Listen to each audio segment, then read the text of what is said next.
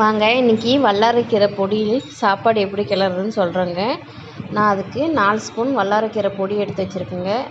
1/2 cup வேர்க்கடலை, தேவையான அளவு சாப்பாடு எடுத்துக்கோங்க. 4 ஸ்பூன் பொடிக்கு கருவேப்பிலத்தலையும் வரமிளகாவும் எடுத்து வச்சுருக்கேங்க தாளிக்கிறதுக்கு.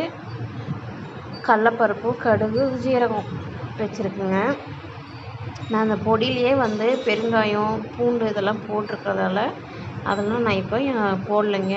இப்போ எண்ணெய் ஊற்றி காஞ்சதும் கடுகு, கடலப்பருப்பு, ஜீரகம் இதெல்லாம் போட்டு பொரிய விடுங்க. பொரிஞ்சு வந்ததுக்கப்புறமா அதோடு சேர்த்து கருவேப்பிலை தலையும் வரமிளகாவும் வேர்க்கடலையும் போட்டு